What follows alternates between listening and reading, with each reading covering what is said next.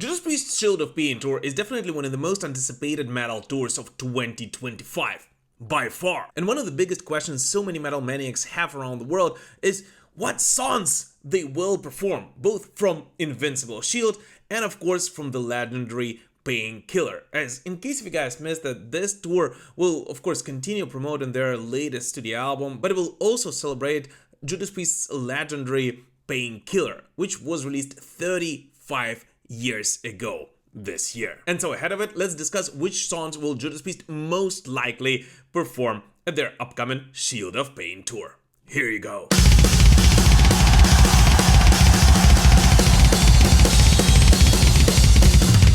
Now guys, super quick, I know most of you guys most likely know me through the Metal Pilgrim channel, our main channel, but this is MP2, a channel which is designed specifically to have more intimate conversations. So this video will not feature many of the regular flashy editing elements that are present on Metal Pilgrim, but it's still the same content. It's just me talking to you and sharing my opinion about which songs I think the band will perform live. So I truly hope that you will enjoy it. And from now on, I actually will be posting more content like this on MP2 and of course even more content on Metal Pilgrim. So don't forget to subscribe to both if you haven't yet. But alright, let's do it.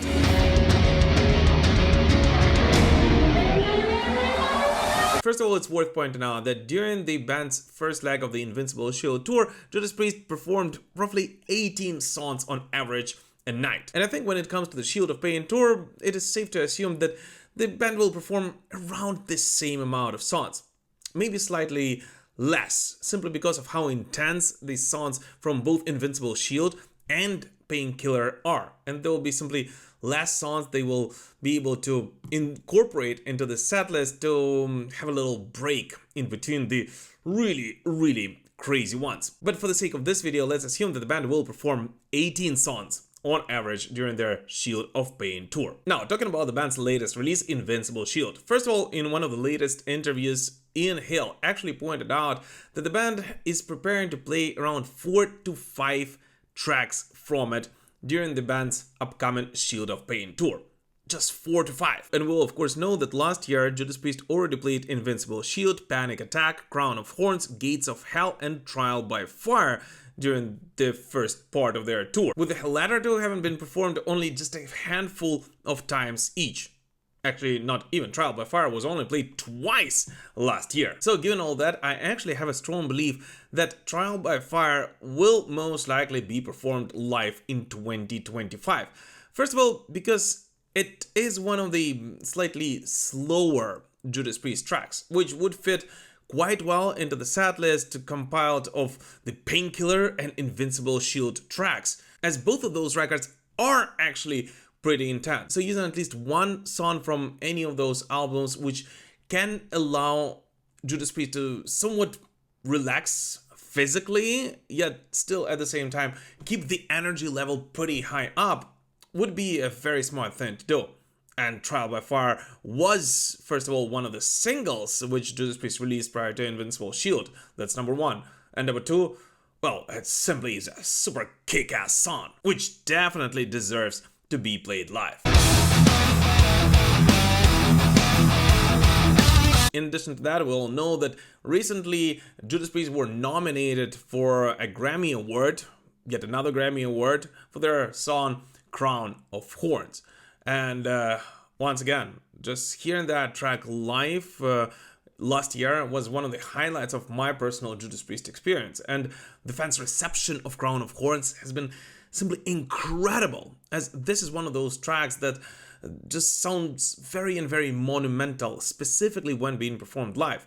So that being said, I actually think that there is a high chance that Crown of Thorns will appear at the band's setlist once again. But at the same time, I actually think that the band might replace one of their high-paced tracks from this album with yet another one. During one of our chats with Rob Halford, during one of the interviews, which you can actually watch after watching this video, Rob said that the band did rehearse As God Is My Witness and Serpent and the Kin to be performed live at some point in the future. At least they tried it out. So I think that there is a high chance that the band will introduce one of those high-paced tracks onto their setlist, in addition to either Panic Attack or Invincible Shield making an appearance once again, as those two tracks are the biggest hits from the band's latter release. And, hearing them live once again would definitely be a highlight, and especially for all of the Latin American heavy metal maniacs. Panic attack! Panic attack!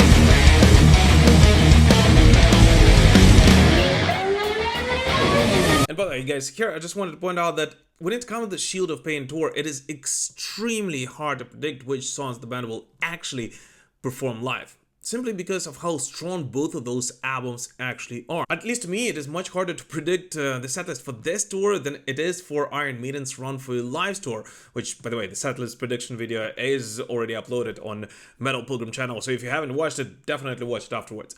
But the thing is that both of those albums are extremely leveled. They are so coherent and they're so strong from a song to a song. Like, each song is extremely strong on both of those albums that, the band can easily choose 5 from either of those, and it still will be a kick-ass setlist.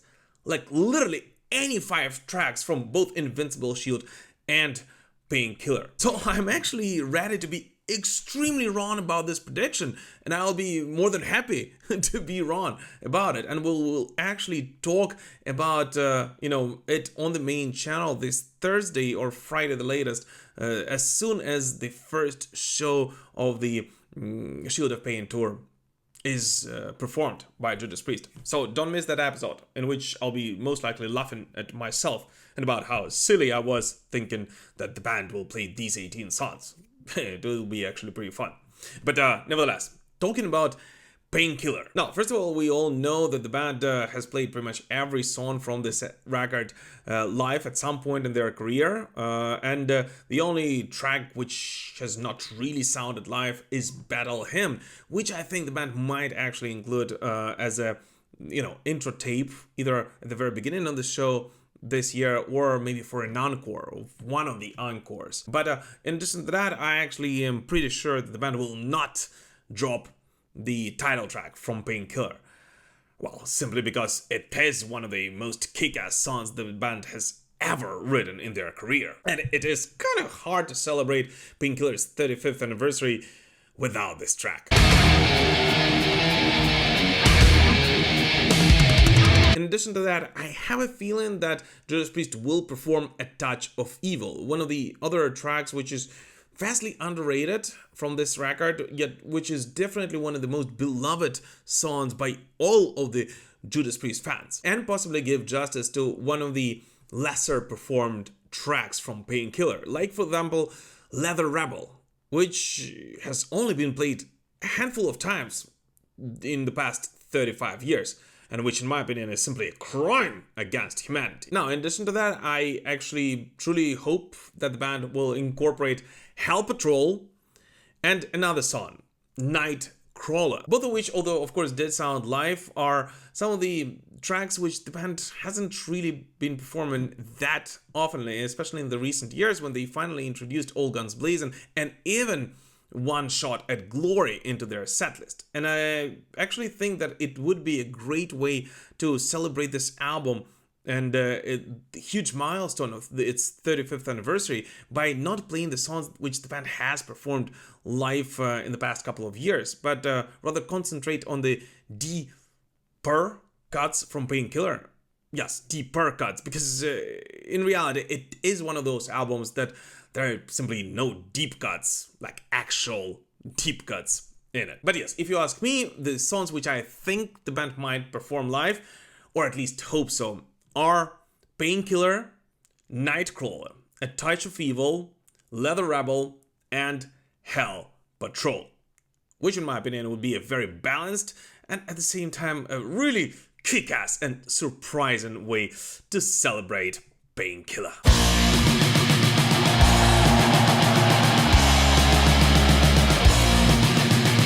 And that would bring us to a total of about 10 or 11 songs, which means that we still have around 6 to 8 songs which the band might include in addition to those ones from Invincible Shield and Painkiller onto their setlist. And here, of course, it comes the time for the biggest hits, but not only. First of all, I think there's a very high chance that Judas Priest will once again perform Breaking the Law. Well, simply because, no, Rob Halford himself said that if the band ever decides to not play, there will most likely be a riot going on in that city. And of course, the same goes for You've Got Another Thing Coming and the Hellion Electric Eye, both of which absolutely have to sound live at pretty much any Judas Priest concert, as well as some of the songs from the band's early days, including the legendary Victim of Changes, simply because the band cannot really ignore the early days of Judas Priest, as to many Judas Priest fans this is their favorite era of the band. And here's another thing, Judas Priest's Painkiller and Invincible Shield both represent a much heavier side of Judas Priest, right? But this band has such a different spectrum of sounds that they propagated throughout the years, that if we're talking about a real Judas Priest concert, which, would be pleasing for every Judas Priest fan, you kind of have to incorporate as many songs from the early days as possible as well. So I have a feeling that in addition to Victim of Changes, we might hear a song or two from Sin After Sin as well. And maybe if we're very lucky, we might even hear the very first live rendition of the band's Lost Rose of Summer. Although I think there is still a very little chance of it actually happening. Exactly. And in addition to all that, just a couple of days ago, British Steel celebrated its 45th anniversary, so I think there is a very high possibility that the band will include more than one song from this album to celebrate yet another milestone for them. By the way, in the coming years, there are just so many milestones for Judas Priest that every year the band will kind of have to celebrate those, but that's a topic for a different video. So I think we might anticipate Metal Gods once again, as once again it is a slower paced track and it's a little bit less intense than many other songs from Painkiller and Invincible Shield, and it would fit quite well into the setlist, which would balance it out and give the fans a moment to breathe and soak in what is actually going on at the concert. But in addition to all that, we all know that last year Judas Priest have finally celebrated the 50th anniversary of their legendary debut album Rock'n'Rolla, the album which was vastly ignored by Judas Priest for the more than 40 years, and which they have finally obtained all the rights to just a couple of years ago. So I think that also, in addition to everything, in order to celebrate this milestone and in order to celebrate this re-release, Judas Priest may include at least one song from it into the setlist as well. And if you ask me, this should be one of the songs which the fans simply love, but the band has not really performed live that often in the past 30 years. So not Never Satisfied and not Rock'n'Rolla, but yet another song which pretty much everyone enjoys from it, Cheater. As first of all, it is a slightly bluesier track which would fit quite well into the setlist to balance it out. And secondly, well, it is one of the only songs from Rock'n'Rolla that the band has not performed live recently, which you can make sound really and really heavy without actually changing it that much. And I don't know about you, but I would simply love to hear it live in 2025. And so yes, I think this would bring us to approximately 16 to 18 songs into the setlist. And I think that there's a very high chance that these are the songs that the band will perform live in just a couple of days. Or at least I hope so. But what about you? What do you guys personally think about the band's upcoming Shield of Pain tour, and which songs do you want the band to play the most? Please let us know in the comments. As always, thank you so much for watching this video, and let me know what you think about such formats of less intense episodes and more of a talking format between me and you on MP2, or maybe even on the main channel as well. I'm really curious to see what you guys think about it. As always, thank you so much for watching, guys, and we'll prevail. Slava Ukraini!